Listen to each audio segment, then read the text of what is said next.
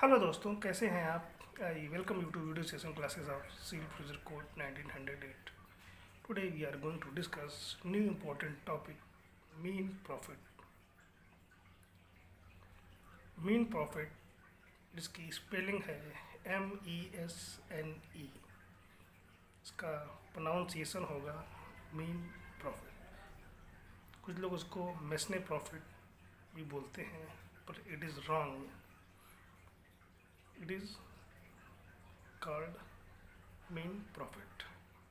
आइए समझते हैं मीन प्रॉफिट क्या है। इसको हिंदी में अंतकालीन लाभ कहते हैं। मेसने profit may be claimed against that person who has in wrongfully possession of immovable property of others। कहने का मतलब है मीन प्रॉफिट सिर्फ ऐसे व्यक्ति के विरुद्ध, मीन प्रॉफिट का दावा ऐसे व्यक्ति के विरुद्ध किया जा सकता है जिसने किसी इमूवेबल प्रॉपर्टी पर सदोष कब्जा किया हो और उससे कोई लाभ प्राप्त किया हो। Let's have look the legal definition of मीन profit as per parent.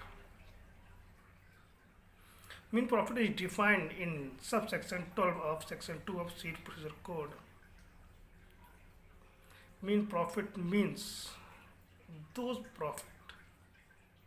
Mean profit means those profit which a person in wrongfully possession of property actually received or might with ordinary diligence have received from there, as well as interest on such property. But mean profit shall not include the profit due to improvement made, but that person in wrongfully possession of property।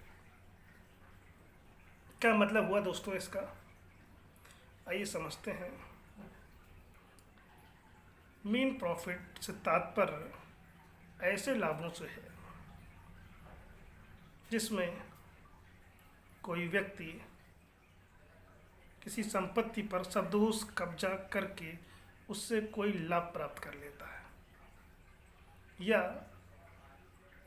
उस संपत्ति से कोई लाभ प्राप्त कर सकता था, कोई लाभ प्राप्त कर लेता है, या वह व्यक्ति अगर थोड़ा सा एफर्ट करता, विद ऑर्डिनरी डिलिजेंस प्रयास करता, तो कोई लाभ प्राप्त कर सकता था। और इसमें क्या नहीं शामिल है? और ऐसा कोई भी व्यक्ति जिसने किसी संपत्ति पर सदोष कब्जा किया है और उसमें वो किसी तरह का कोई इम्प्रूवमेंट करता है या कोई कंस्ट्रक्शन करता है, किसी भी तरह का इम्प्रूवमेंट करता है और उस इम्प्रूवमेंट से उसको कोई प्रॉफिट हुआ है, उससे कोई लाभ हुआ हो, तो ऐसा प्रॉफिट मीन प्रॉफिट के अंतर्गत नहीं आएगा। आइए समझते हैं एग्जाम्पल से। ए ने बी के मकान पर सदोष कब्जा कर लिया। ए बी के मकान पर सदोष कब्जा कर लेता है और उस मकान को वह किराए पर उठाकर उससे कुछ लाभ प्राप्त कर लेता है, तो यह मेन प्रॉफिट है। या वह व्यक्ति उस मकान को किराए पर नहीं उठाता है, तो भी यह मेन प्रॉफिट के अंतर्गत आएगा। उसने कब्जा किया हुआ है, अगर वह उस मकान को किराए पर नहीं उठाता है और उससे कोई लाभ प्राप्त नहीं करता, लेकिन उस मकान पर उसका सदोष कब्जा है, तो उसे इस बात का कोई भी बचाव नहीं मिलेगा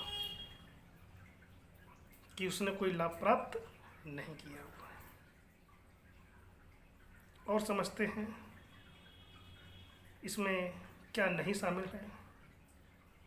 main profit it shall not include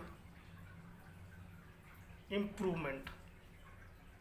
किसी भी तरह को, जैसे जिस व्यक्ति ने किसी संपत्ति पर, किसी भी लैंड पर या इमूवेबल प्रॉपर्टी पर कोई कब्जा कर लिया है और कब्जा कर लेने के पश्चात वो उस पर किसी तरह का कोई कंस्ट्रक्शन करता है और कंस्ट्रक्शन करके उससे कोई लाभ प्राप्त करता है, तो कंस्ट्रक्शन या कोई भी ऐसी चीज़ करके, इम्प्रूवमेंट करके, उस इम्प्रूवमेंट से, कंस्ट्रक्शन से वो किसी भी तरह का कोई लाभ प्राप्त करता है, तो ऐसा लाभ, ऐसा profit shall not include in the meaning of mean profit। तो ऐसा प्रॉफिट, ऐसा लाभ मीन प्रॉफिट की श्रेणी में नहीं आएगा।